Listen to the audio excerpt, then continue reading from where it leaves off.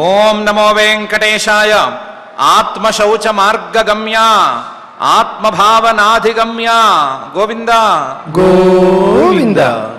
సుప్తే దుఃఖాభితప్తే తమసి వినిహితే గర్భశయ్యాభిగుప్తే బాల్యే ప్రజ్వారదీప్తే మరణశరణకే నాస్తి లింగం స్వతృప్తే కిం మాం త్రైగుణ్యయుక్తం వికృతిగణయుతం బాధతే జీవభావం ప్రాపయ్యాత్మావభాసం సదయ కరుణయా మోచయాస్మాదనాత్మ్యాత్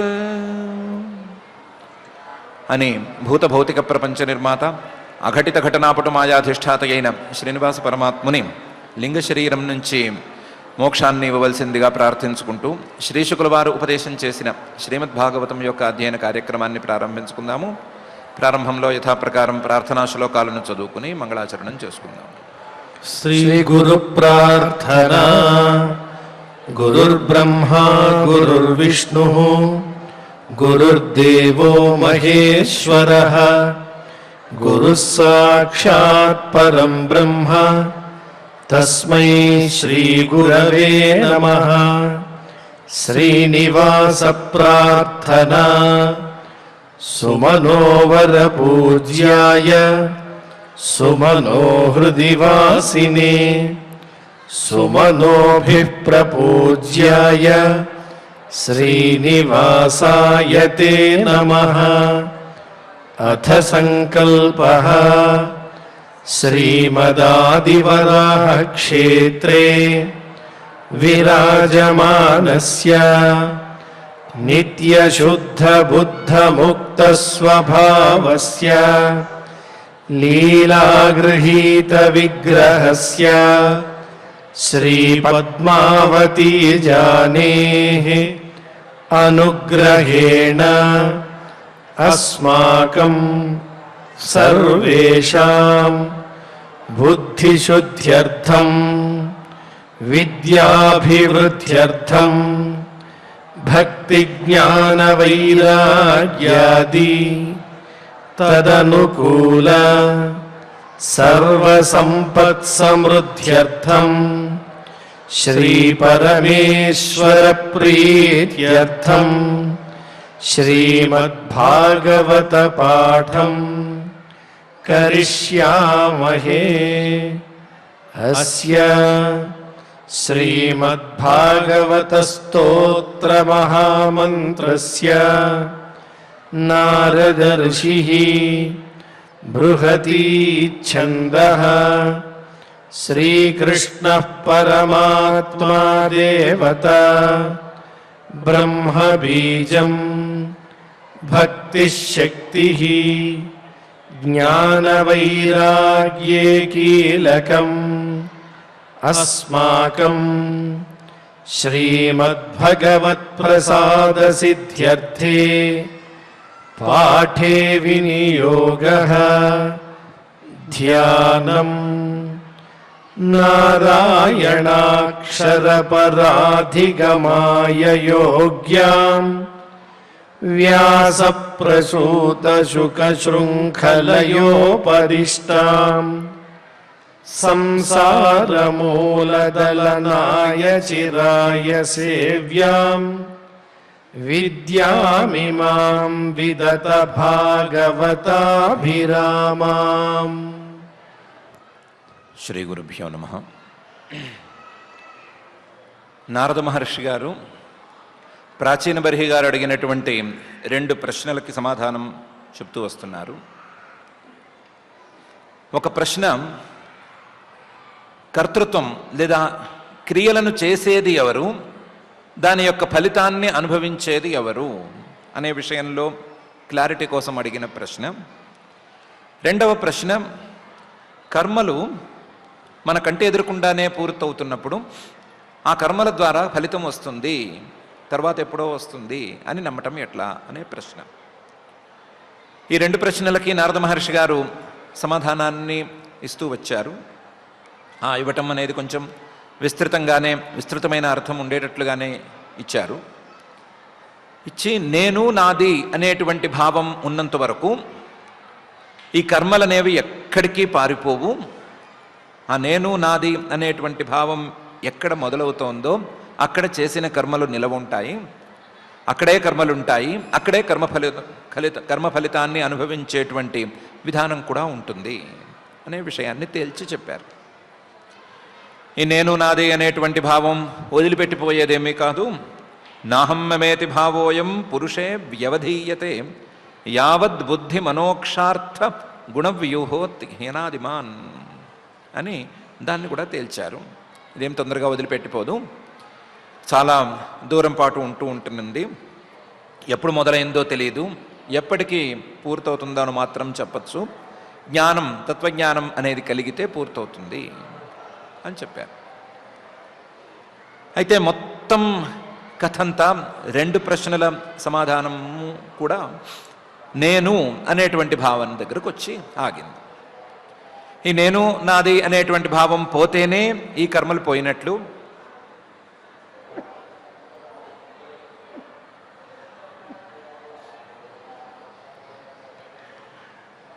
ఈ నేను నాది అనే భావం ఉన్నంత వరకు కర్మ ఫలితాలని అనుభవించవలసి రావటం అనేది ఉంది అని వచ్చింది. అలా అనుకుంటే కొన్ని సందర్భాల్లో మనం నేను అనేది మర్చిపోతున్నాం కదా, మర్చిపోయినప్పుడు ఏమవుతుంది అనేది ప్రశ్న. మర్చిపోయినప్పుడు నేను అనేది వదిలిపెట్టి వెళ్ళిపోతే ఆ క్షణాన మోక్షమో ఇంకోటో ఏదో వచ్చి ఉండాలి కదా అనేది ప్రశ్న. ఏ సందర్భాల్లో మర్చిపోతాము అంటే పడుకున్నప్పుడు మర్చిపోతాము. బాగా గాఢ నిద్ర పట్టేసినప్పుడు నేను ఎవరనేది గుర్తుండదు, కనీసం ఎక్కడున్నామో అనేది కూడా గుర్తుండదు. నేను అనేదాన్ని మర్చిపోయాము.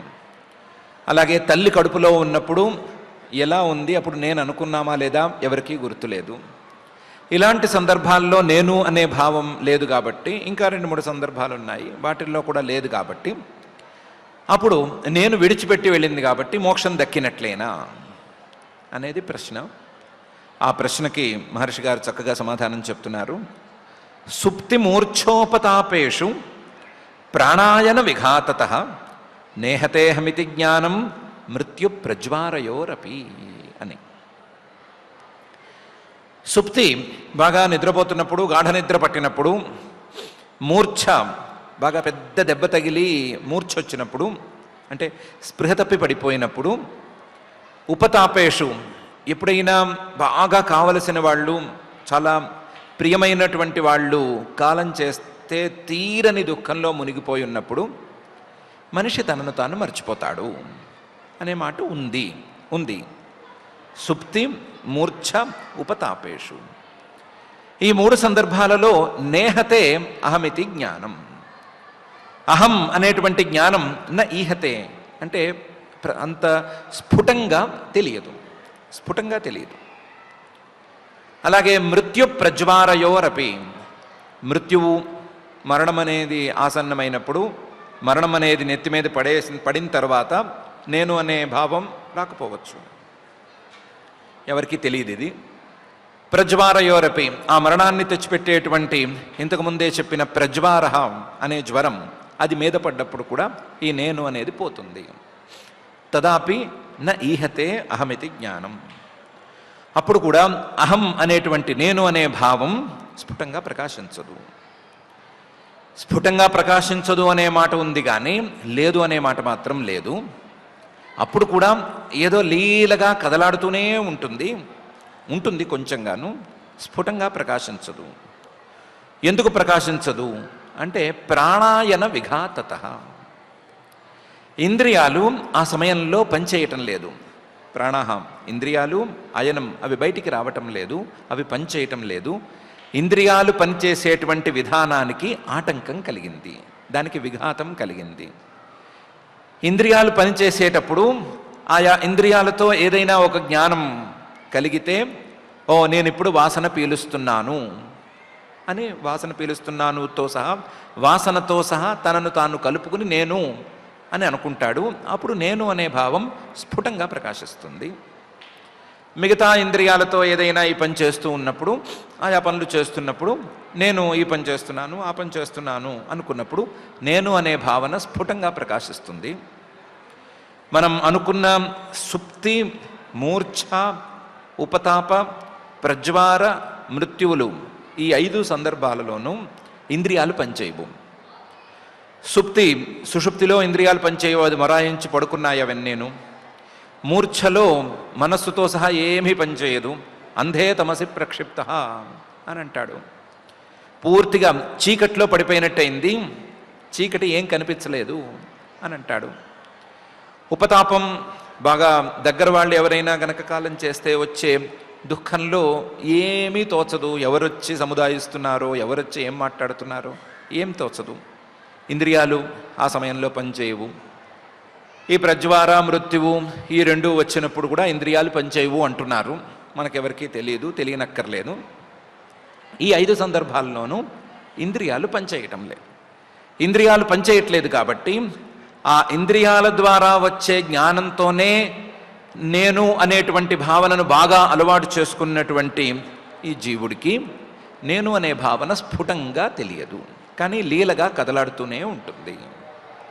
నా ఈహతే, ప్రకాశంగా స్ఫుటంగా ఉండదు, కానీ లేదని మాత్రం లేదు, ఉండనే ఉంటుంది. ఎందుకు స్ఫుటంగా లేదు అంటే ఇంద్రియాల వృత్తులు లేవు. ఎందుకు లేదని చెప్పలేము అంటే బుద్ధి అలాగే ఉంది, మనసు అలాగే ఉంది, వాటితో సంబంధం అలాగే ఉంది కాబట్టి లేదని చెప్పలేము అని మహర్షి గారు అంటున్నారు. సుప్తి మూర్ఛోపతాపేషు ప్రాణాయన విఘాతత నేహతేహమితి జ్ఞానం మృత్యు ప్రజ్వారయోరపి అని.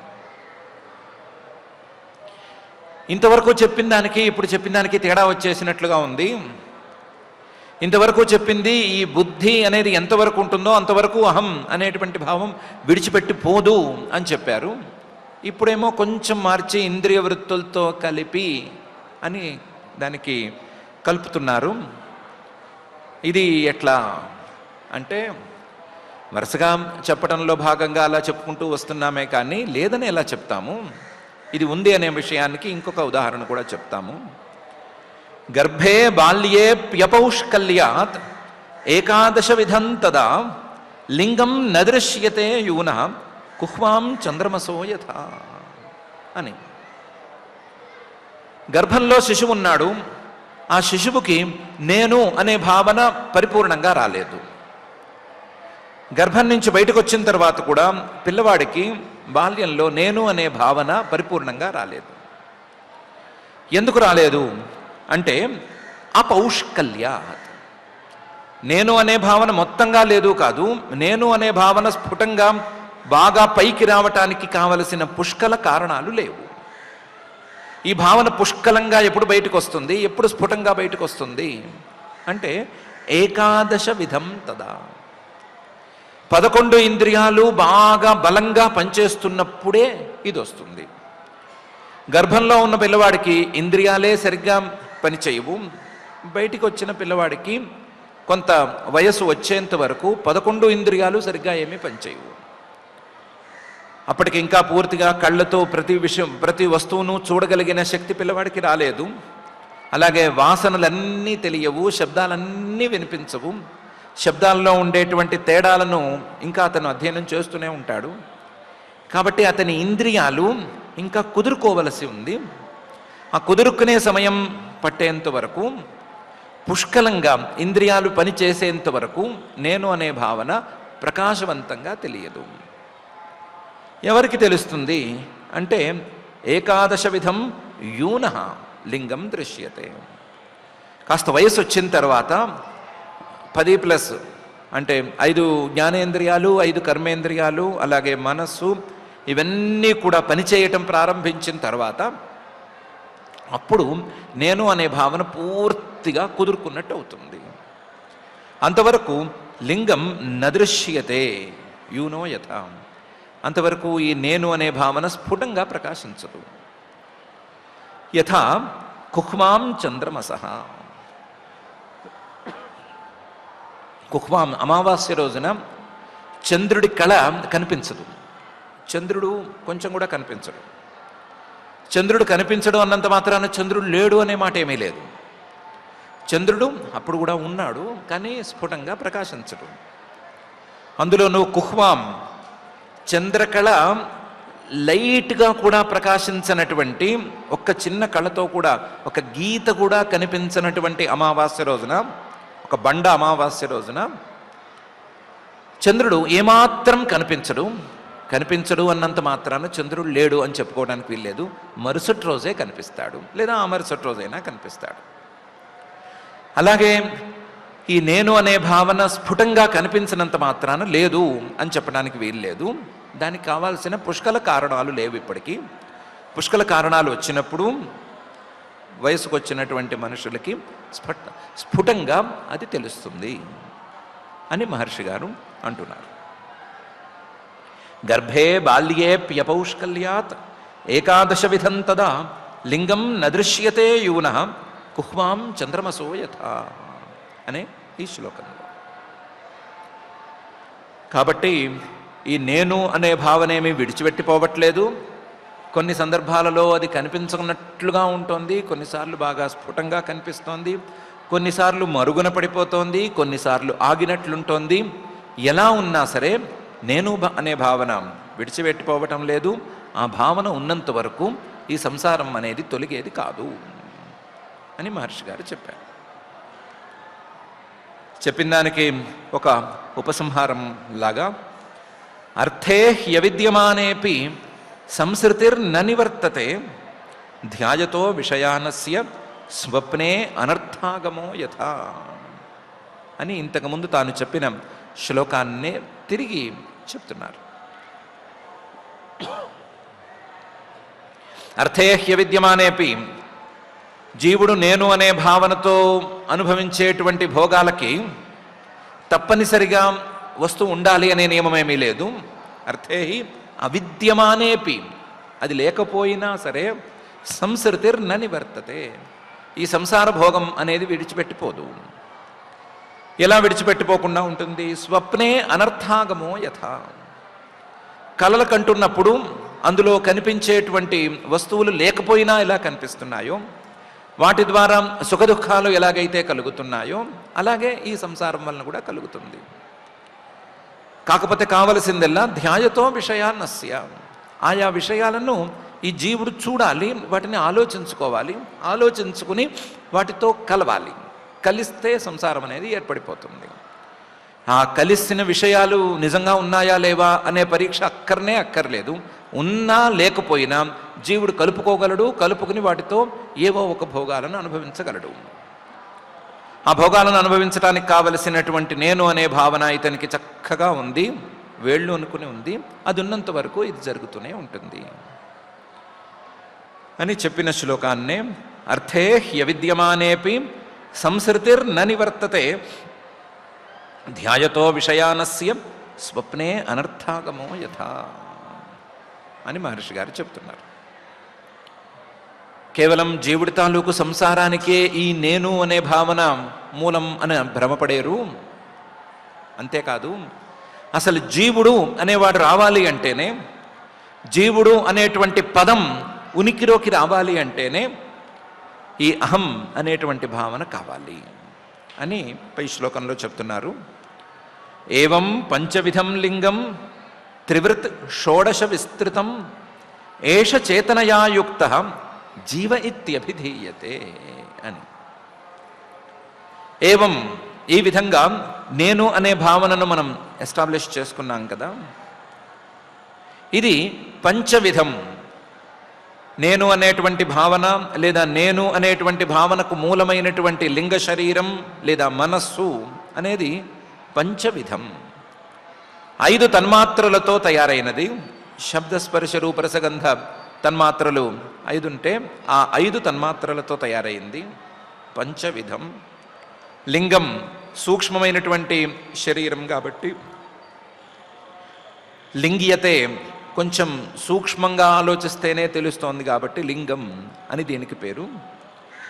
త్రివృత్, ఇందులో మూల ప్రకృతి తాలూకు 3 గుణాలు పెనవేసుకుని ఉన్నాయి కాబట్టి త్రివృత్, 3 రకాలుగా ఉండేటువంటిది, 3 గుణాలతో ఉండేటువంటిది ఈ లింగం.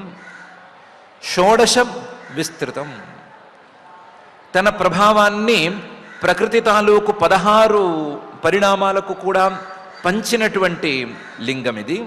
షోడశ విస్తృతం. ఈ లింగ శరీరం, ఈ సూక్ష్మ శరీరం అనేది ఉంటేనే, ఈ సూక్ష్మ శరీరం అనేది ఉనికిలోకి వస్తేనే, ఈ సూక్ష్మ శరీరంతో జీవుడు కలిస్తేనే ఏష, ఈ సూక్ష్మ శరీరం చేతనయా యుక్త, జీవుడు లేదా శుద్ధ చైతన్యమూర్తి అయినటువంటి జీవుడు ఇతనితో కలిస్తేనే జీవుడు అనేటువంటి శబ్దానికి నాంది పలుకుతోంది. జీవ ఇత్యభిధీయతే. మనం సౌకర్యం కోసం జీవుడు బుద్ధితో కలవటం అని అనుకుంటున్నాము. సౌకర్యం కోసం కేవలం చైతన్యం అంటే పరమాత్మ చైతన్యం అనే భ్రమ కలగబోతుందేమో అనే భయంతో ఇలా చేస్తున్నాము. వాస్తవానికి చైతన్యం పరమాత్మ చైతన్యంలోని ఒక భాగం. ఆ భాగం బుద్ధితో కలిసి మమేకమైపోతే దాని పేరు జీవ అని ఏర్పడుతుంది. జీవ అంటే బుద్ధి లేదా మనస్సు, సూక్ష్మ శరీరం వాటితో కలిసినటువంటి చైతన్యం అనే అర్థం అని మహర్షి గారు చెప్తున్నారు. ఈ విధంగా జీవ అనేటువంటి పదం ఉనికిలోకి రావాలన్నా సరే ఈ సూక్ష్మ శరీరం, లింగ శరీరం ఉండాల్సిందే అని అంటున్నారు. ఏవం పంచవిధం లింగం త్రివృత్ షోడశ విస్తృతం ఏష చేతనయాయుక్త జీవ ఇత్యభిధీయతే అని. ఈ శరీరం అనేన పురుషోదేహాన్ ఉపాదత్తే విముంచతి హర్షం శోకం భయం దుఃఖం సుఖం చానేన విందతి అని రకరకాల ఉపయోగాలకి ఉపయోగపడుతుంది అని చెప్తున్నారు. అనేన ఈ లింగ శరీరంతోనే జీవుడు పురుష దేహాన్ ఉపాదత్తే, స్థూలమైనటువంటి శరీరాలను, మనకు కనిపించేటువంటి పాంచభౌతిక శరీరాలను ఒకదాని తర్వాత ఒకటిగా ఉపాదత్తే స్వీకరిస్తూ ఉంటాడు. ఉపాదత్తే వాటిని దగ్గరకు చేర్చుకుంటూ ఉంటాడు. విముంచతి వదలటం కూడా చేస్తాడు. ఈ సూక్ష్మ శరీరంతోనే ఒక స్థూల శరీరాన్ని వదిలి ఇంకొక స్థూల శరీరాన్ని పట్టుకుంటాడు. అనేన పురుషో దేహాన్ ఉపాదత్తే విముంచతి. అనేన ఈ సూక్ష్మ శరీరంతోనే హర్షం శోకం భయం దుఃఖం సుఖం చ అనేన విందతి. హర్షం సంతోషాన్ని, శోకాన్ని, భయాన్ని, దుఃఖాన్ని, సుఖాన్ని కూడా ఇంకా కూడా చాలా ఉన్నాయి. వాటన్నిటినీ కూడా అనేన ఈ సూక్ష్మ శరీరంతోనే విందతి పొందుతున్నాడు. సూక్ష్మ శరీరం ఉంటేనే జీవుడికి జీవభావము, ఆ జీవభావం అందితేనే, సూక్ష్మ శరీరం ఉంటేనే జీవుడు ఒక శరీరంలోంచి మరొక శరీరంలోకి వెళ్ళటం అనేది కుదురుతుంది. అలా వెళ్ళటం కుదిరితేనే ఆయా శరీరాలలో ఉండేటువంటి, ఆయా శరీరాల ద్వారా అందవలసినటువంటి హర్ష శోక భయ దుఃఖ సుఖాలు అనేటువంటివి అమరతాయి అని మహర్షి గారు ఈ శ్లోకంలో చెప్తున్నారు. అనేన పురుషోదేహాన్ ఉపాదత్తే విముంచతి హర్షం శోకం భయం దుఃఖం సుఖం చానేన విందతి అని.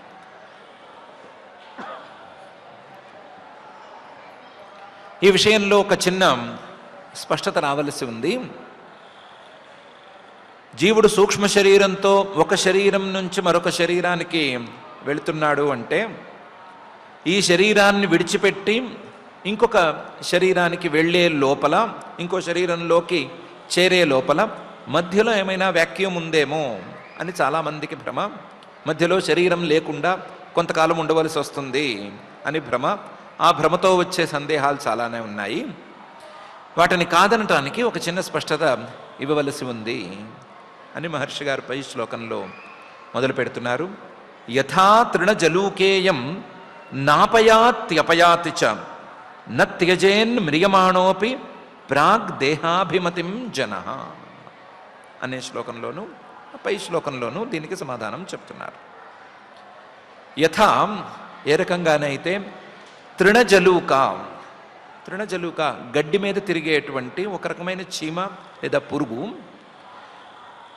ఇయం మనకి కనిపించే ఆ పురుగు నాపయాతి అపయాతి చ, ఈ గడ్డి మీద తిరిగేటువంటి ఆ చీమ లాంటి జంతువు లేదా ఒక పురుగు ఏం చేస్తుంది అంటే గడ్డి తాలూకు చివరి రేకు మీదకి ఎక్కుతుంది. ఎక్కి అక్కడి నుంచి మరొక గడ్డి పరకని పట్టుకోవటానికి ప్రయత్నం చేస్తుంది. గడ్డి పరకని, పై గడ్డి పరకని తన ముందు 2 కాళ్లతో పట్టుకుంటుంది. కాళ్ళో చేతిలో ఏవో ఒకటి తన ముందు 2 కాళ్లతోనో చేతులతోనో పట్టుకుంటుంది. వెనక కాళ్ళతో దీని మీద గట్టిగానే బ్యాలెన్స్ ఉంచుకుంటుంది, గ్రిప్ ఉంచుకుంటుంది.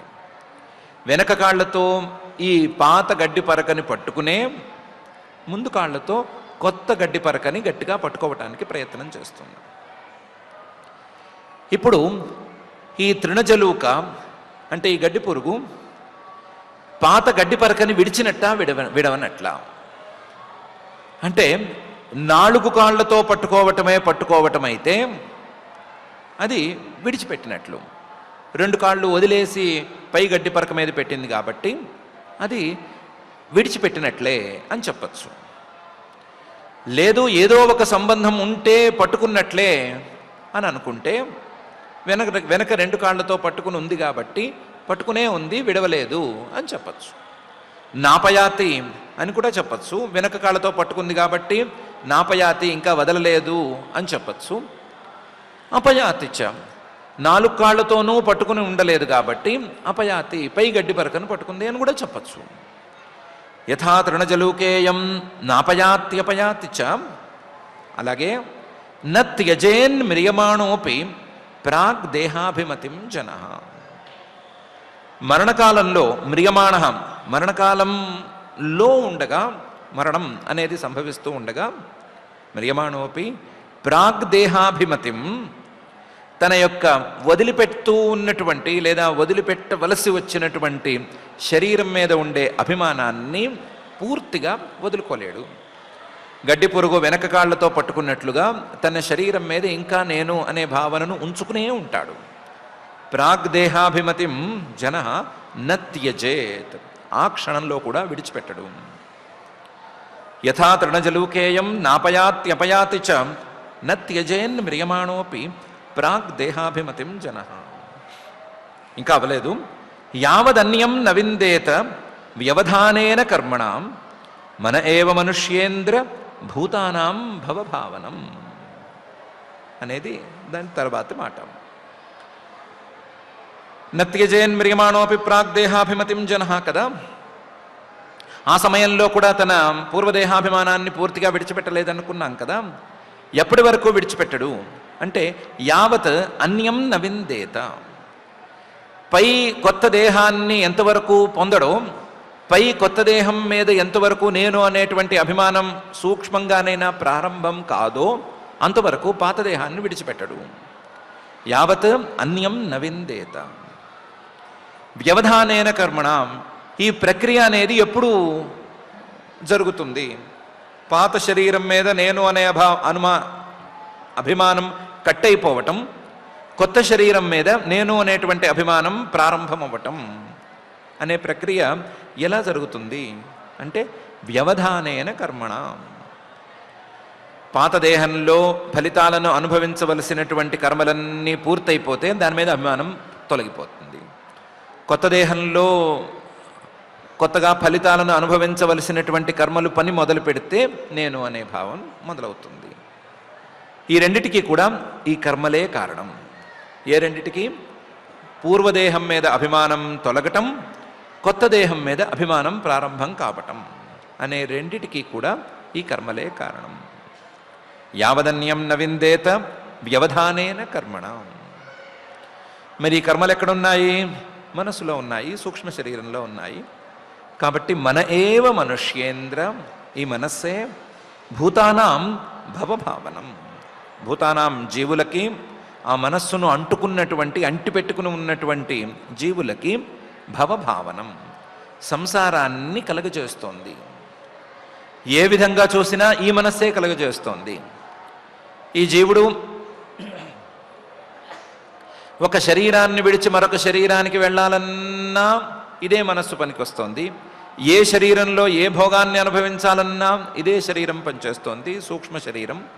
ఇలా జీవుడు ఏ అనుభవం సంసారంలో ఉండే ఏ అనుభవానికి నోచుకోవాలన్నా ఈ సూక్ష్మ శరీరం మనస్సే ఉపయోగపడుతోంది, మనస్సే వీటన్నిటికీ మూలం అని మహర్షి గారు చెప్తున్నారు. యావదన్యం న విందేత వ్యవధానేన కర్మణ మన ఏవ మనుష్యేంద్ర భూతానాం భవభావనం అనే ఈ శ్లోకంలో. మనస్సే కారణం అన్నాం కదా, మనస్సు ఎలా ఉంటే సంసారానికి కారణమవుతుంది అని ఒకసారి చెప్తాను విను అని పై శ్లోకంలో అంటున్నారు. యదాక్షైశ్చరితాం ధ్యాయన్ కర్మాణ్యాచినుతే సకృత్ సతి కర్మణ్యవిద్యాయాం బంధ కర్మణ్యనాత్మనః అనే ఒక శ్లోకంలో. ఎప్పుడైతే ఈ మనస్సు ద్వారా ఇంద్రియాలను ప్రేరేపించి ఆ ఇంద్రియాలతో కొన్ని మార్పులను కొన్ని జ్ఞానాలను జీవుడు తెచ్చుకుంటూ ఉంటాడో అప్పుడు అలాంటి మనస్సుతో సుఖదుఖాలను అనుభవిస్తాడు అని బేస్ లైన్. యదా అక్షైహి చరితాన్, ఎప్పుడైతే ఇంద్రియాలను ఇతను ప్రేరణ చేస్తున్నాడు అంటున్నామో అప్పుడు ఇంద్రియాలను ఫలానా విషయం మీదకే ఎందుకు ప్రేరేపిస్తున్నాడు అని అడగాలి. అడిగితే ఏం సమాధానం చెప్పాలి? ఇతను ఇంతకు ముందు ఇలాంటి విషయాలను అనుభవించి ఉన్నాడు, దాని తాలూకు వాసనలు ఇతన్ని అంటుకునున్నాయి, దాని తాలూకు వాసనలు అంటుకుని ఉండటం వలన అవి ఏదో ఒక కారణం వలన అవి ఇప్పుడు ఉద్బుద్ధమైపోయినాయి, ఉద్బుద్ధమైనందువలన ఇతను ఈ ఇంద్రియాన్ని ఈ విషయం మీదకు ప్రేరేపిస్తున్నాడు అని చెప్పాలి. అంటే తన యొక్క వాసనాబలమే పనిచేసి తన యొక్క మనస్సుతో తన ఇంద్రియాలను ఎప్పుడైతే ప్రేరేపిస్తున్నాడో అప్పుడు అలాంటి మనస్సుతో భోగాన్ని అనుభవిస్తున్నాడు అని వచ్చింది. యదా అక్షైశ్చరితాన్. ఇప్పుడు సంస్కారాలే గనక వాసనలే గనక కోకొల్లలుగా ఉండే మాట అయితే, ఎన్నో జన్మలుగా సంపాదించి పెట్టుకున్నటువంటి సంస్కారాలన్నీ మనసులో కట్టలు కట్టలుగా పేరుకుని ఉన్నట్లయితే ఫలానా సంస్కారమే ఉద్బుద్ధమైంది లేదా పైకి లేచింది, ఆ సంస్కారంతోనే ఆ విషయం మీదకే ఆ ఇంద్రియమే పనిచేస్తోంది అని చెప్పడానికి నియామకం ఏమిటి అంటే దాన్ని సింపుల్గా చెప్పేయచ్చు, ధ్యాయన్.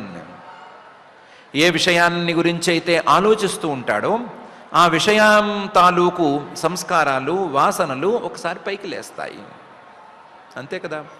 ఏ విషయాన్నైతే మళ్ళీ మళ్ళీ మనం ఆలోచిస్తూ ఉంటామో దాని గురించినటువంటి ముందు వెనకలు, దాని గురించినటువంటి విశేషాలు ఇవన్నీ ఇంతకుముందు మనకు తెలిసుంటే గుర్తుకొస్తాయి. పరీక్షల్లోనూ ఇదే పాలసీ, లేదా వేరు పోట్లాటలకు కూడా ఇదే పాలసీ. ఒక విషయం మీద గనక పోట్లాడుతూ ఉంటే దాని తాలూకు పూర్వరంగాలన్నీ గుర్తొస్తాయి. అప్పుడు అలా జరిగింది, ఇప్పుడు అలా జరిగింది అని గుర్తొస్తాయి. సంతోషంగా పోట్లాడుకోవచ్చు. పోట్లాడడానికి ఇదే మూలము, పరీక్షలకు ఇదే మూలము. కాబట్టి ఏ విషయాన్ని ఇతను ధ్యానం చేస్తూ ఉంటాడో, ఏ విషయాన్ని గురించి ఆలోచిస్తూ ఉంటాడో ఆ విషయం మీద ఇతనికి వాసనలు ఉద్బుద్ధమవుతాయి. ఆ విషయం మీదకి ఆయా ఇంద్రియాలను ప్రయోగిస్తాడు. యదాక్షైశ్చరితాన్ ధ్యాయన్. ఇలాంటి పరిస్థితుల్లో ఆ విషయాలనే ఆలోచిస్తూ దాని తాలూకు సంస్కారాలను ఉద్బుద్ధం చేసుకుంటూ దాని మీదకు ఇంద్రియాలను ప్రయోగిస్తూ దాని ద్వారా ఆ విషయ జ్ఞానాన్ని తెచ్చుకుంటూ ఉన్నటువంటి మనస్సుతో ఇతనికి భోగం కలుగుతుంది. యదా అక్షైశ్చరితాన్ ధ్యాయన్.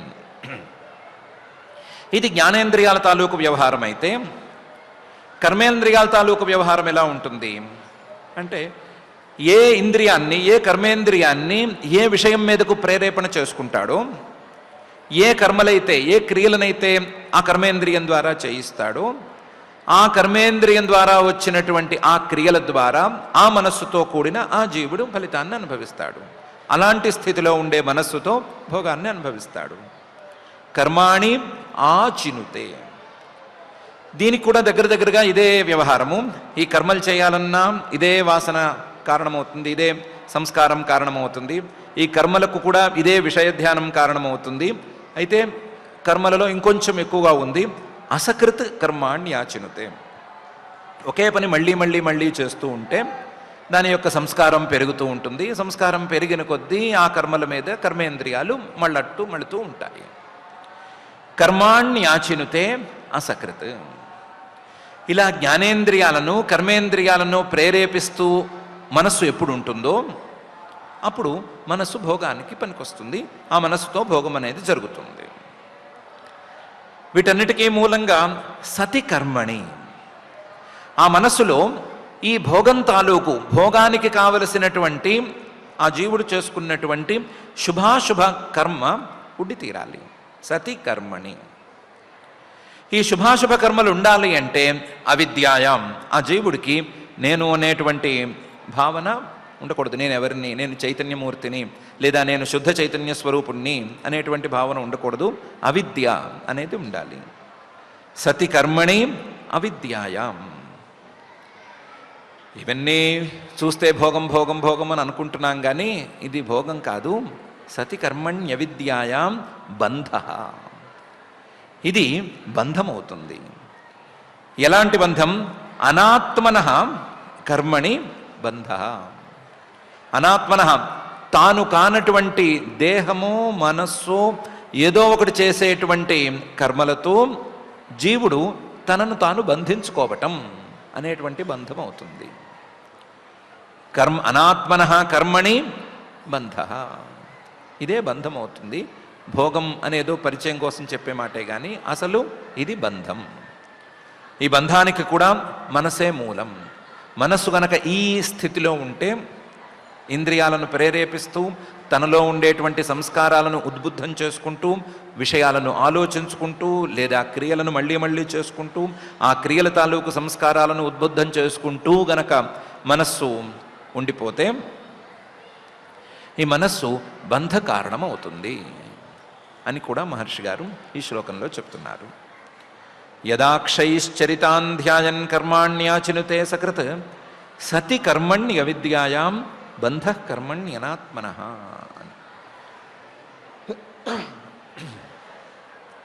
ఇంత వ్యవహారం ఉంది కాబట్టి, మనస్సుతో ఇంత కష్టం అనేది ఉంది కాబట్టి, మనస్సే ఇలా సర్వానర్థాలకి మూలం కాబట్టి అతస్తదపవాదార్థం భజ సర్వాత్మనా హరిం పశ్యంస్తదాత్మకం విశ్వం స్థిత్యుత్పత్త్యప్యయా యతః అని చెయ్యాలి అని మహర్షి గారు చెప్పి పూర్తి చేసేశారు.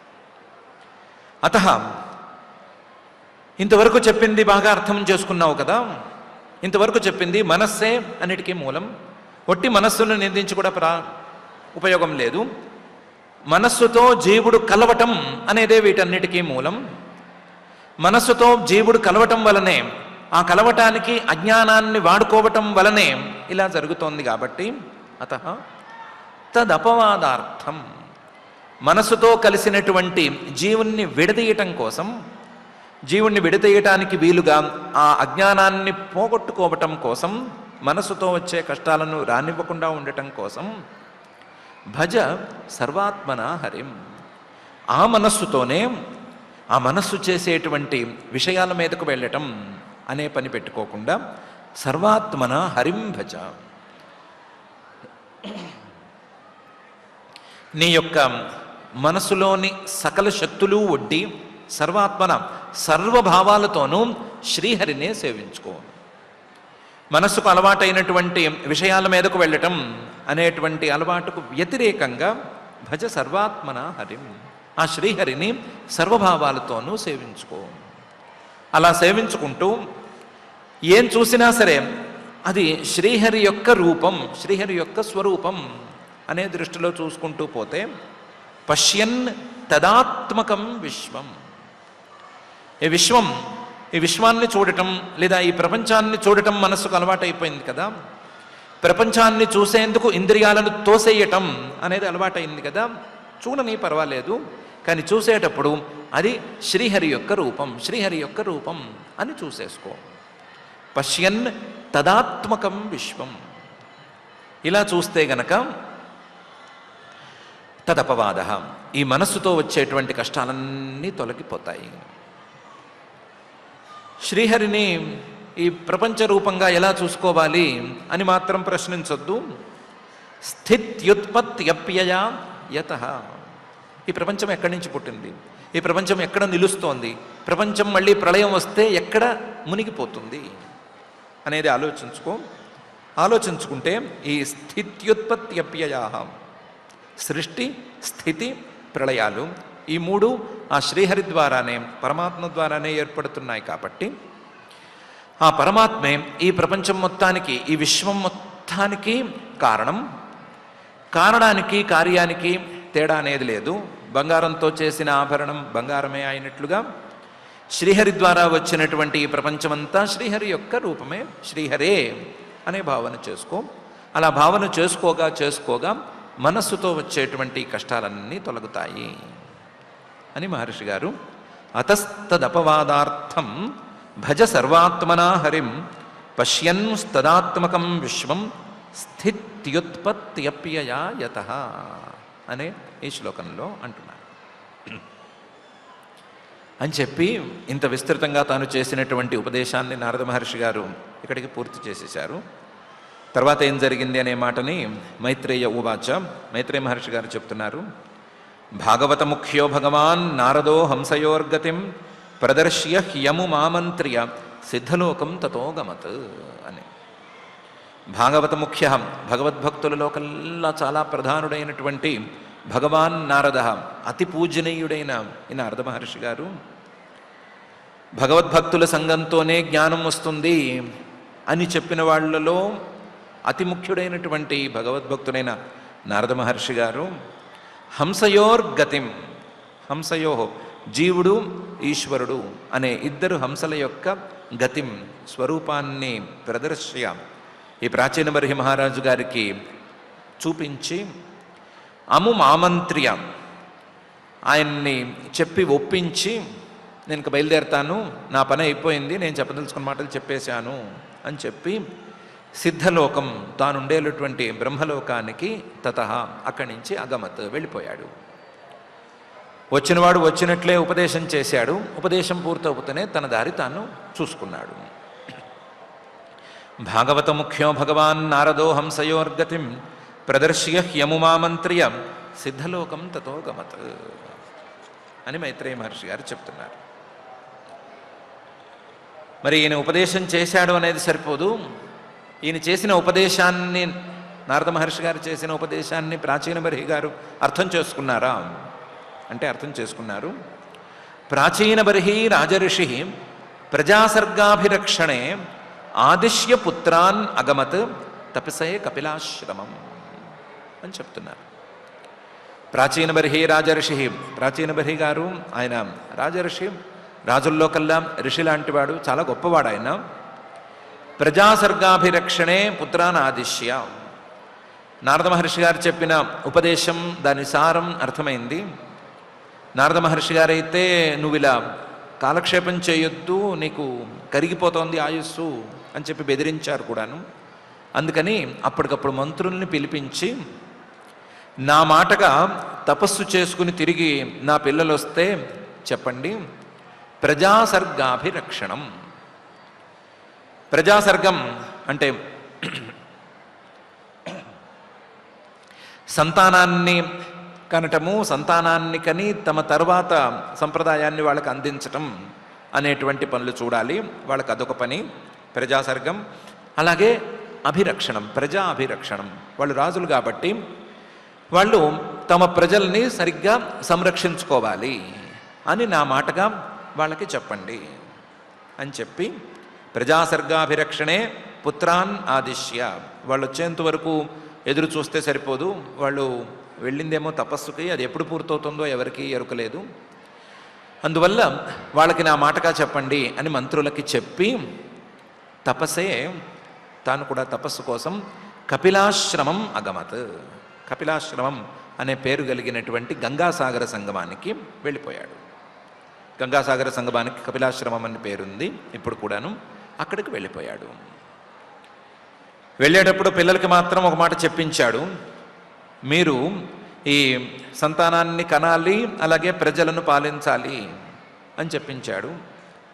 దాంతోపాటుగా ప్రజాసర్గాభిరక్షణే, ప్రజాసర్గం అనేది గనక సరిగ్గా రక్షితం కావాలి అంటే, అది సరియైన దారిలో వెళ్ళాలి అంటే మీరు ముందు మీ గృహస్థాశ్రమ ధర్మాలను చక్కగా పాటించుకోవాలి. అలాగే శమదమాదులను సరిగ్గా సంరక్షించుకోవాలి, వాటిని సంరక్షించుకుంటే మీకు ఇవన్నీ జరుగుతాయి అని కూడా సూచనప్రాయంగా ఒక ఉపదేశాన్ని అంటించాడు. అంటించి మంత్రులని పిల్లలు వస్తే వాళ్ళకి చెప్పమని చెప్పి మంత్రుల మీద రాజ్యభారం పెట్టేసి తాను గంగాసాగరానికి వెళ్ళిపోయాడు. ప్రాచీన బర్హీరాజ ఋషి ప్రజాసర్గాభిరక్షణే ఆదిశ్య పుత్రానగమత్ తపసే కపిలాశ్రమం. అక్కడికి వెళ్ళినవాడు తత్రైకాగ్రమనా వీరో గోవింద చరణాంబుజం విమక్త సంగోనుభజన్ భక్త్యా తత్సామ్యతామగాత్. తత్ర ఆ కపిలాశ్రమంలో గంగాసాగర సంగమంలో అతనేమీ ఆలస్యం చేయలేదు, వేరే పని పెట్టుకోలేదు. ఏకాగ్రమనాహ, ఏకాగ్రమైనటువంటి మనస్సుతో వీరహ, ఏ పనైనా సాధించగలిగినటువంటి ప్రభావం ఉన్నవాడైనా, అందువల్ల గోవింద చరణాంబుజం అనుభజన్, గోవిందుడి యొక్క పాదాంబుజాలని పాదపద్మాలను అనుభజన్, నారద మహర్షి గారు చెప్పినట్లుగా ఆయన ఉపదేశానికి తగ్గట్లుగా సేవించుకుంటూ, విముక్త సంగ, మిగతా వాటన్నిటినీ వదిలేసుకుని, ఏ విషయమైనా సరే నాకు సంబంధం లేదు అని వదిలేసుకుని, భక్త్యా, భక్తితో ఈ సేవా కార్యక్రమాన్ని చేసుకుని, తత్సామ్యతామగా, నిరంజన పరమం సామ్యముపైతి అని ముండకోపనిషత్తులో చెప్పినటువంటి ఆ భగవత్ సామ్యాన్ని పొందాడు. తత్రైకాగ్రమనా వీరో గోవింద చరణాంబుజం విముక్త సంగోనుభజన్ భక్త్యా తత్సామ్యతామగాత్ అని మహర్షి గారు చెప్తున్నారు. చెప్పి ఏతదధ్యాత్మే పారోక్ష్యం గీతం దేవర్షిణానఘ యశ్రావయేత్ యశృణుయాత్ సలింగేన విముచ్యతే అని చెప్తున్నారు. ఏతత్ ఇంతవరకు చెప్పింది మొత్తం 5 అధ్యాయాల ఉపదేశం. 5వ అధ్యాయం చివరిలో ఉన్నాము. ఏతత్ ఇదేమీ చిన్న కథ కాదు, ఏదో పేరు పెట్టుకోవాలి కాబట్టి పురంజనోపాఖ్యానం, కాలకన్యోపాఖ్యానం, వైదర్భ్యుపాఖ్యానం అని పెద్ద ఉపాఖ్యానాలు చిన్న ఉపాఖ్యానం పేరు పెట్టాం. కానీ ఇదేమి కథ కాదు, అధ్యాత్మ పారోక్ష్యం, పరోక్షంగా ఒక కథారూపంలో ఆత్మస్వరూపాన్ని తెలియచేసేటువంటి అపూర్వమైన విధానం. అధ్యాత్మ పారోక్ష్యం, పరోక్షంగా తెలియచేస్తున్నారే తప్ప ఆత్మస్వరూపాన్ని తప్ప ఇంకొక విషయాన్ని ఇందులో ఏమీ చెప్పటం లేదు. అందులోనూ గీతం దేవర్షిణ, దేవర్షిణ దేవతలకు ఋషి అయినటువంటి, దేవతలలో ఋషి అయినటువంటి నారద మహర్షి గారు చెప్పింది ఇది. ఆయన నోరు విప్పి మాట్లాడితే కథలు కాకరకాయలు రావు, ఆయన నోరు విప్పి మాట్లాడితే ఆత్మతత్వం ఒక్కటే వస్తుంది. కాబట్టి అలాంటి అధ్యాత్మ పారోక్ష్యం, ఇలాంటి దాన్ని యశ్రావయేత్, ఎవరు వినిపించినా, యశృణుయాత్, ఎవరు విన్నా వాళ్ళందరూ కూడా సహ లింగేన విముచ్యతే. నారద మహర్షి గారు చివరిలో చెప్పినటువంటి లింగదేహం, సూక్ష్మ శరీరం, దాంతో విముచ్యతే, విముక్తులైపోతారు. దీన్ని సరిగ్గా విని అర్థం చేసుకుంటే ప్రాచీన బర్హి మహారాజు గారు పొందినటువంటి ఫలితాన్నే పొందుతారు. దీన్ని సరిగ్గా విని అర్థం చేసుకుంటే లింగదేహానికి కారణమైనటువంటి అజ్ఞానాన్ని కూడా తొలగించుకుని లింగదేహంతో శాశ్వతమైనటువంటి విముక్తిని పొందుతారు అని మైత్రేయ మహర్షి గారు చెప్తున్నారు. ఏతదధ్యాత్మ పారోక్ష్యం గీతం దేవర్షిణానఘ యశ్రావయేద్ యశృణుయాత్ సలింగేన విముచ్యతే అని. సామాన్యమైంది కాదు ఇది. ఏతన్ముకుంద యశసా భువనం పునానం దేవర్షివర్యముఖ నిస్సృతమాత్మశౌచం యః కీర్త్యమానమధిగచ్చతి పారమేష్ఠ్యం నాస్మిన్ భవే భ్రమతి ముక్త సమస్తబంధ అని. ఎంత గొప్పది ఇది అని చెప్తున్నారు. ఏతత్ ఈ ఉపాఖ్యానం ముకుంద యశస, ఆ ముకుందుడి యొక్క కీర్తితో నిండిపోయింది. ముకుందుడే సాక్షాత్తుగా గురువుగా వచ్చి ఉపదేశం చేసినటువంటి అపూర్వమైన ఘట్టంతో నిండి ఉంది ఇది. ముకుంద యశస భువనం పునానం, దీన్ని విన్న ఎవరికైనా సరే ఈ కథ వారిని పవిత్రులుగా చేస్తుంది. ఎవరైనా సరే దీన్ని విన్న ఎవరైనా సరే పవిత్రులుగా మారిపోవలసిందే అన్నట్లుగా ఉంటుంది. భువనం పునానం. ఇది కాక చెప్పినవాడు దేవర్షి వర్య ముఖ నిస్సృతం, దేవర్షివర్యుడు దేవర్షులలో కల్లా శ్రేష్ఠుడైనటువంటి నారద మహర్షి దీన్ని చెప్పినవాడు. ఆయన ముఖం నుంచి నిస్సృతం వెలువడింది ఇది. దేవర్షివర్య ముఖ నిస్సృతం. ఆత్మశౌచం, మనస్సుని పూర్తిగా శోధన చేసేస్తుంది. మనసులో ఉండే రకరకాల భ్రమలని సందేహాలని తొలగిస్తుంది ఇది. ఆత్మశౌచం, మనస్సు జీవుడు ఎక్కడ కలిశారు, ఎక్కడ కలిసి ఎక్కడ మొదలుపెట్టారు అని తెలుస్తుంది. యః కీర్త్యమానం, దీన్ని ఎవరైనా సరే చెబుతూ ఉంటే లేదా దీన్ని ఎవరైనా సరే ఆలోచించుకుంటూ ఉంటే వాళ్ళు పారమేష్ఠ్యం అధిగచ్చతి, సర్వోత్కృష్టమైనటువంటి ఆ పరమేష్ఠికే సంబంధించినటువంటి పరమాత్మకే సంబంధించినటువంటి ఆ శాశ్వతమైన స్థానాన్ని పొందేట్టుగా చేస్తుంది. యః కీర్త్యమానం అధిగచ్చతి పారమేష్ఠ్యం. ఎవరు విన్నా సరే నాస్మిన్ భవే భ్రమతి ముక్త సమస్త బంధ అనే స్థాయిలో తయారు చేస్తుంది వాళ్ళని. వినేవాడు ఎవరైనా సరే అస్మిన్ భవే, ఈ సంసారంలో, ఈ సంసార చక్రంలో నభ్రమతి, అతను మళ్ళీ గిరగిరా తిరుగుతూ ఉంటాడు అనే పరిస్థితిని తీసుకొస్తుంది.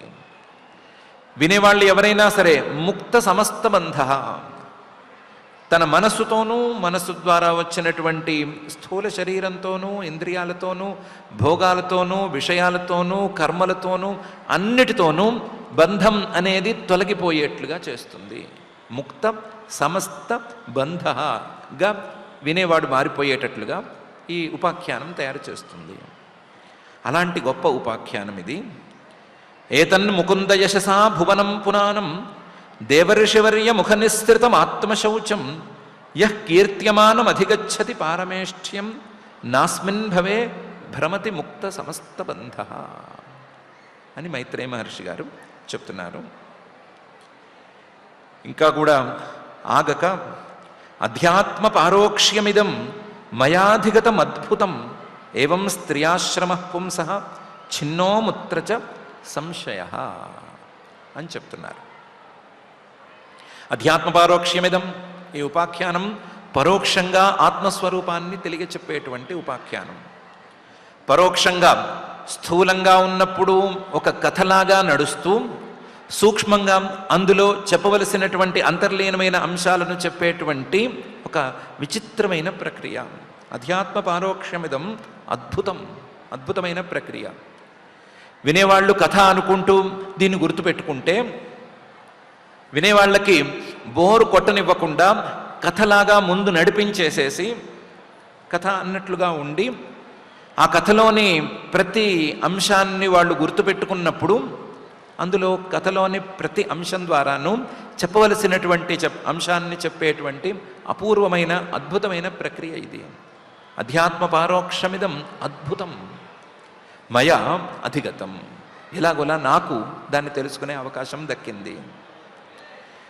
దీనివల్లనే, ఈ అధ్యాత్మ పారోక్షం వల్లనే ఏవం స్త్రియాశ్రమ పుంసశ్చిన్న అముత్రచ సంశయ, ఎన్నో సంశయాలు నాకు కూడా తొలగిపోయినాయి.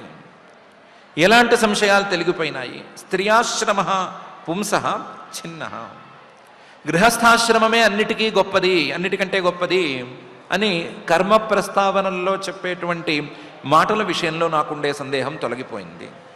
స్త్రియాశ్రమ, స్త్రీతో కలిస్తేనే వచ్చేటువంటి గృహస్థాశ్రమం, ఆ గృహస్థాశ్రమం విషయంలో నాకున్నటువంటి సందేహం ఇది సర్వోత్తమం అవునా కాదా అనేటువంటి సందేహం, నాకే కాదు ఎవరికైనా ఉండవలసిన సందేహం, అది చిన్న తొలగిపోయింది. అలాగే అముత్రచ, ఈ కర్మఫలోపభోగం అనేది ఎలా సాగుతుంది, ఎలా కుదురుతుంది? కర్మలు మన కంటి ముందుగానే పూర్తయిపోతుంటే, మనం చేసిన పూజలు మన ముందే పూర్తయిపోతూ ఉంటే తర్వాత ఎప్పుడో ఫలితం రావటం అనేది ఎలా కుదురుతుంది? ఎవరున్నారు, ఎవరు తీసుకుంటున్నారు, అనుస్యూతంగా ఉన్నది ఎవరు అనేటువంటి రకరకాల సందేహాలు తీరిపోయినాయి. ఇలా సందేహాలను తీర్చగలిగినటువంటి, కథలా నడుస్తూనే సందేహాలను తీర్చగలిగినటువంటి అద్భుతమైన ప్రక్రియ ఇది. ఇది నేను కష్టపడి ఎదాలుగోలాగా తెలుసుకున్నాను. అధ్యాత్మ పారోక్ష్యమిదం మయాధిగతమద్భుతం ఏవం స్త్రియాశ్రమ పుంసః ఛిన్నో ముత్ర చ సంశయ అని మహర్షి గారు చెప్తున్నారు. చెప్తూ 85 శ్లోకాలు ఉన్నటువంటి చతుర్థ స్కంధంలోని ఈ 29వ అధ్యాయాన్ని ప్రాచీన బర్హి నారద సంవాదే అధ్యాత్మజ్ఞాన వర్ణనం అనే పేరు కలిగినటువంటి అధ్యాయాన్ని ఇక్కడికి పూర్తి చేసేస్తున్నారు. ఈ అధ్యాయంలో మనం చూసినట్లుగానే నారద మహర్షి గారిని ప్రాచీన బర్హి గారు నువ్వు చెప్పిన కథ, దాని సారాంశం ఇవన్నీ నాకంత స్పష్టంగా అర్థం కాలేదు అని అడగటము, దానికి నారద మహర్షి గారు ఏమాత్రం బాధపడకుండా లేదా ఆయన ఏమీ అనకుండా విస్తృతంగా దాని యొక్క అర్థాన్ని తన భాషలో చెప్పటము, చెప్పిన తర్వాత ప్రాచీన బర్హి గారు దాన్ని అర్థం చేసుకునే పైన 2 ప్రశ్నలు లేదా 2 సందేహాలు ఆయనకి వేయటం, ఆయనకి ప్రదర్శించటము, ఆ రెండిటికి సమాధానాల్ని నారద మహర్షి గారు చెప్పటము, చెప్పి నువ్వు భజ సర్వాత్మన హరిం అనే మాటను చెప్పి పూర్తి చేయటము. పూర్తి చేసిన తర్వాత నారద మహర్షి గారు సిద్ధలోకానికి వెళ్ళిపోవటము, ప్రాచీన బర్హి గారేమో గంగాసాగరానికి వెళ్ళిపోవటము, ప్రాచీన బర్హి గారేమో అక్కడ కూర్చుని సాధన చేసి ఆ గోవింద చరణాంబుజం అనుధ్యాయన్ తత్ సామ్యతామగాత్ అనే స్థితికి రావటము అనేటువంటి అంశాలు. అలాగే ఈ అధ్యాత్మ పారోక్షం, పరోక్షంగా డైరెక్ట్గా చెప్పకుండా పరోక్షంగా చెప్పేటువంటి విధానాన్ని మైత్రేయ మహర్షి గారు 3 శ్లోకాలలో కీర్తించటము అనేటువంటి అంశాలున్నాయి. ఈ అంశాలతో ఉండేటువంటి 29వ అధ్యాయం ఇక్కడికి పూర్తయింది.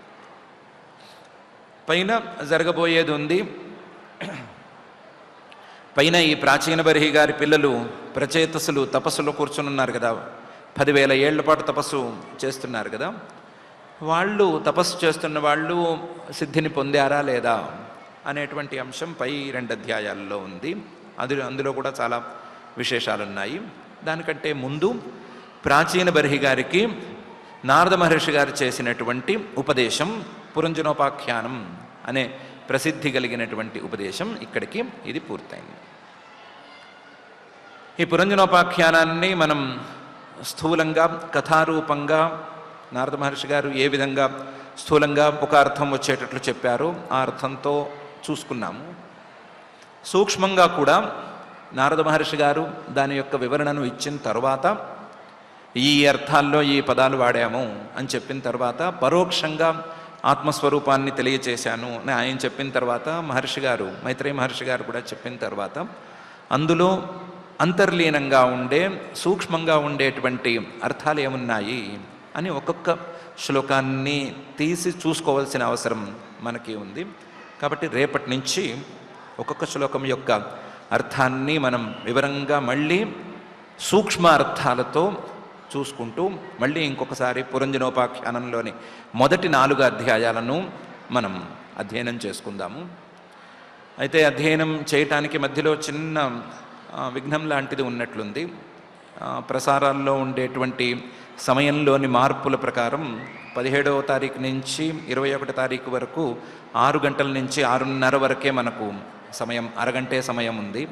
ఆ అరగంట సమయంలో దీన్ని మనం సరిగ్గా కూలంకషంగా అధ్యయనం చేయటం అనేది కొంచెం సంక్లిష్టమైంది. కాబట్టి ఆ 5 రోజుల పాటు మాత్రము ఈ పురంజనోపాఖ్యానంలో ఉండే అతి ప్రధానం లేదా ఈ పురంజనోపాఖ్యానం ప్రారంభం కావటానికి ప్రాచీన బర్హి మహారాజు గారి దగ్గరికి నారద మహర్షి గారు వచ్చి చెప్పటానికి మూలభూతమైనటువంటి కొన్ని విషయాలను, మనకు వేరువేరు సందర్భాలకు చాలా ఉపకరించేటువంటి కొన్ని విషయాలను మనం చర్చించుకుని ఈ 4 అధ్యాయాలను ఏ విధంగానైతే మనం కథని నడిపించుకుంటూ వెళ్ళాము అలాగే అంతరార్థాలను కూడా నడిపించుకుంటూ ఒకసారి అధ్యయనం చేసి ఈ 29వ అధ్యాయం అక్కర్లేదు, ఇది ఇలాగే బాగానే ఉంది కాబట్టి 29వ అధ్యాయం అయిపోయింది అనుకుని వెనకాల 4 అధ్యాయాలను మళ్ళీ ఇంకొకసారి అధ్యయనం చేసి ఈ 30వ అధ్యాయానికి మనం తర్వాత పైకి వెళదాము. అయితే ఇది నారద మహర్షి గారు ఆయన చెప్పగా విన్న అంతర్లీనంగా ఉండేటువంటి అర్థాలను మనం అధ్యయనం చేసుకున్నా మనసుకు ఎక్కటం అనేది చాలా పెద్ద పని అని తెలుస్తోంది. కాబట్టి మనకి కూడా ఈ మనస్సుకి నారద మహర్షి గారు చేసేటువంటి అర్థాలన్నీ బాగా ఎక్కాలి అని, మన మనస్సు కూడా బంధాలను తొలగించుకునేటువంటి స్థితికి చేరుకోవాలి అని ఆ భూతభౌతిక ప్రపంచ నిర్మాత అఘటిత ఘటనాపటు మాయాధిష్ఠాత అయిన శ్రీనివాస పరమాత్ముని భక్తిగా ప్రార్థించుకుందాము. ఇక పారాయణ కార్యక్రమాన్ని ప్రారంభించుకుందాము. ఓం నమో వెంకటేశాయ. వినుమదిగాన భూవర అవిద్యలయించుటకై రమాపతిన్ ఘన జనన స్థితి ప్రళయ కారణభూతుని పద్మపత్రలోచను పరమేశున్ ఈశ్వరుని సర్వజగంబు తదాత్మకంబుగా కనుగొనుచుందదీయ పంకజములర్థి భజింపు ఎప్పుడున్ అని భజ సర్వాత్మనా హరిం అనేటువంటి దానికి పూర్వరంగంగా ఉన్నటువంటి అత్యద్భుతమైనటువంటి పురంజనోపాఖ్యానం యొక్క విశేష అంశాలతో కూడినటువంటి ఉపాఖ్యానాన్ని ఆచార్య ముఖతః అత్యంత సరళంగా మనందరికీ కూడా అత్యంత గభీరమైన క్లిష్టమైన సంక్లిష్టమైనప్పటికీ కూడా మన బుద్ధిశక్తిగా అందే విధంగా ఆ దేవదేవుడు అందిస్తూ ఉన్నాడు. దానిని అందుకునేటువంటి శక్తిని పరిపూర్ణంగా మనకి అనుగ్రహించమని ఆ తిరువెంకటనాథుని ప్రార్థిస్తూ ఆచార్యులు చెప్పినటువంటి అర్థాన్ని అనుసంధానం చేసుకుంటూ శ్రీమద్ భాగవతంలో 4వ స్కంధంలో 29వ అధ్యాయంలో 71వ శ్లోకం దగ్గర నుంచి శ్రద్ధగా పారాయణ చేసుకుందాం. అథ శ్రీమద్భాగవతే పారమహంస్యాం సంహితాయాం చతుర్థస్కంధే ఏకోనత్రింశాధ్యాయే శ్లోకాః సుప్తిమూర్ఛోపతాపేషు ప్రాణాయన విఘాతతః నేహతేహమితి జ్ఞానం మృత్యుప్రజ్వారయోరపి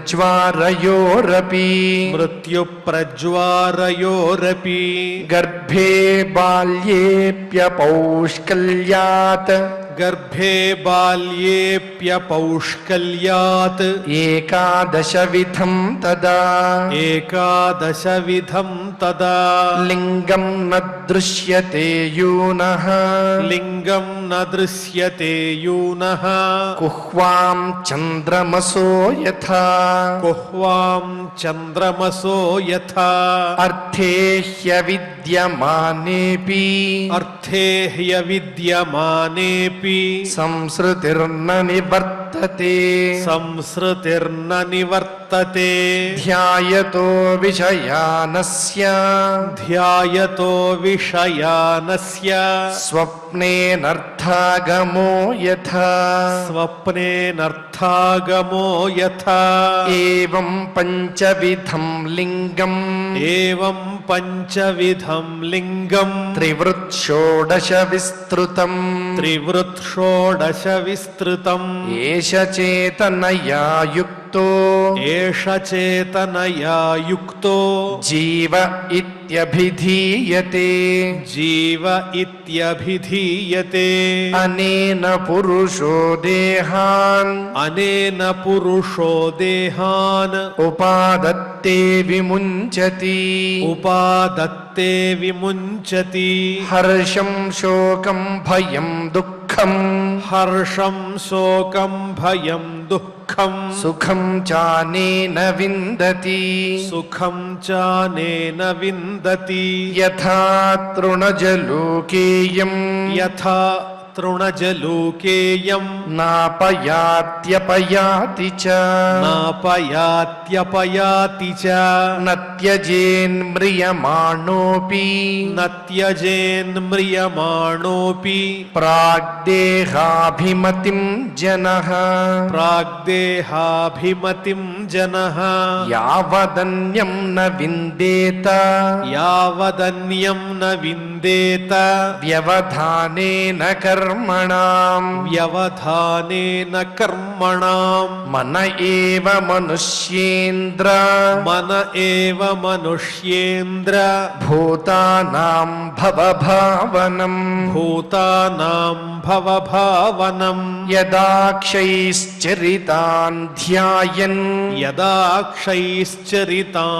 ధ్యాయన్ కర్మాణ్యాచినుతే సకృత్ సతి కర్మణ్య విద్యాయాం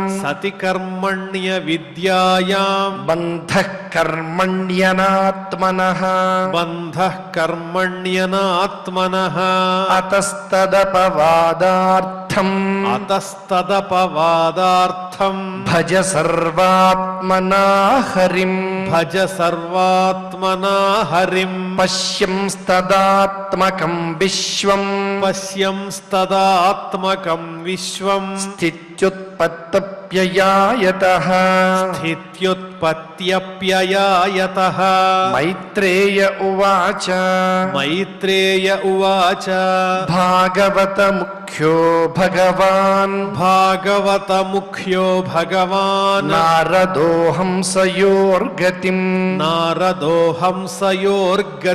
ప్రదర్శ్యహ్యముమామంత్ర్య సిద్ధలోకం తతో గమత్ ప్రాచీనబర్హి రాజర్షిః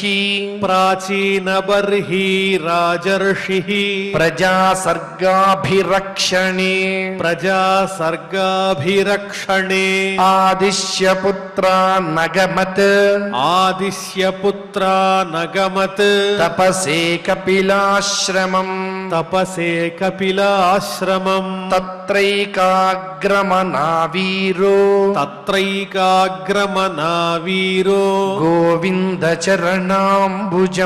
గోవిందచరణాంబుజం విముక్తసంగోనుభజన్ భక్త్యా తత్సామ్యతామగాత్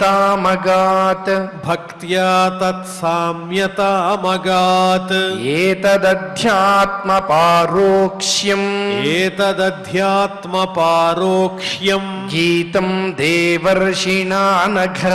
గీతం దేవర్షిణానఘ యశ్రావయేద్యశృణుయాత్ సలింగేన విముచ్యతే ఏతన్ముకుంద యశసా భువనం పునానం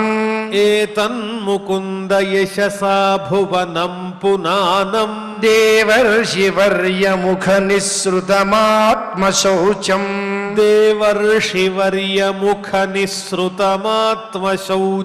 యః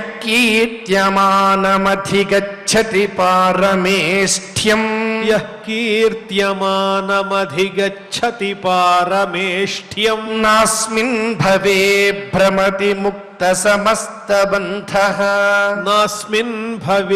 భ్రమతి ముక్త సమస్తబంధః అధ్యాత్మపారోక్ష్యమిదం మయాధిగతమద్భుతం ఏవం స్త్రియాశ్రమః పుంసః ఛిన్నో ముత్ర చ సంశయః ఇతి శ్రీమద్భాగవతే పారమహంస్యాం సంహితాయాం చతుర్థస్కంధే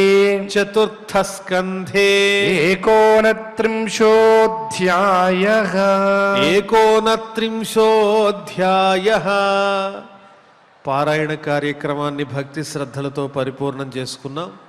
ఇప్పుడు అందరం కలిసి క్షమా ప్రార్థనాదులు పలుకుదాం. అథ క్షమా ప్రార్థనా యదక్షరపదభ్రష్టం మాత్రాహీనం చ యద్భవేత్ తత్సర్వం క్షమ్యతాం దేవ నారాయణ నమోస్తుతే. అథ భగవత్సమర్పణం కాయేన వాచా మనసేంద్రియైర్వా బుద్ధ్యాత్మనా వా ప్రకృతే స్వభావాత్ కరోమి యద్యత్ సకలం పరస్మై నారాయణాయేతి సమర్పయామి. అథ లోకక్షేమ ప్రార్థనా సర్వే భవంతు సుఖినః సర్వే సంతు నిరామయాః సర్వే భద్రాణి పశ్యంతు మా కశ్చిద్ దుఃఖభాగ్ భవేత్. అథ మంగళం శ్రియః కాంతాయ కళ్యాణ నిధయే నిధయేర్థినాం శ్రీ వెంకటనివాసాయ శ్రీనివాసాయ మంగళం.